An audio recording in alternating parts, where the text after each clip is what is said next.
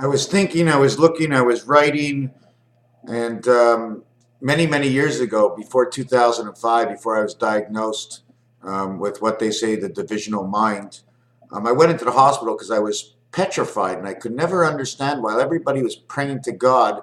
That I wanted to know, if you're praying to God, I want to know how I got to earth. I want to know how I'm communicating with God.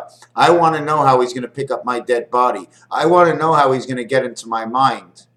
And finally, when I became the divided mind, I understood the difference of being here and there, of being electrical, cellular mechanics inside of us, since we have all the elements of the earth, and in earth we can build any sort of communication, the same thing for the body. What was really crazy was that they had deemed me for someone who quits medication, and I had spoken, but my word was not heard. Today it will be heard. Give me one, give me two, give me three. When you give me four, it's in my mouth. After a certain level, it overflows. The oceans move. They transfer from one side to the other. Look at chemotherapy. Just a little bit, just a little bit, just a little bit. But as you're getting, oh, look, the chemotherapy is working. But 70% of the time, the people in chemotherapy, they're not here 6 months later. And if they are here 6 months later, it was in an area that could have been removed. Oh, look, we removed it. Oh, it must have worked. So they give me 200 medication, 300 medication, 400, 500. Hey, look, he's stabilizing. Of course, over a period of time, giving somebody any kind of medication, the guy's going to be, yeah, I'm stabilizing, all right, of course, I'm doing good now. But the other side of my body's all screwed up, but you got this side good. It's okay. One out of two ain't bad.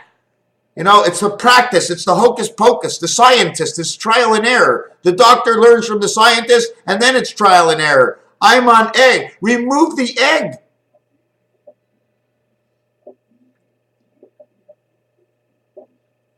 I was once asked, how much you spend on weed a month? I said $20. And the person said, you spend $20 on weed a month? Wow, you spend a lot of money. And he's smoking his cigarette. I says, how many packs of cigarettes you smoke a day? He says, 1.5. At $12 each is $18 a day. Times 30 days is $540 in cigarettes. I'm smoking $20 in weed a month. I smoke a point. I smoke a dash. For me, weed is like salt and pepper. You salt it on when you need it, and you put away the pepper when you don't. Bet and vet, the language, bet and vet, because the shin and the sin was the separation between the upper world here, bet and vet, between the lower world, okay, of sin and shin. But I come out in tzaddik and final tzaddik to explain to you the rest. You see, the letters are actually angles. They're designs. They're telling us a story. But because I believe the reality in my head is that the final truth, it's my final truth. I will do the diagnostics in order to find the reality, in order to see if the letters match what I am speaking about, which is angles and levels. And remember, there's always a perimeter. There's always one level to step out, go all the way around, and one level to step in and all the way around. And then you can be just standing on top with your claws into everything. Raphael 7286 in a constellation of Pegasus. You see this line? This line and this line, that's the reason for your E, because the center one is in me, and it spins all the way around my aura.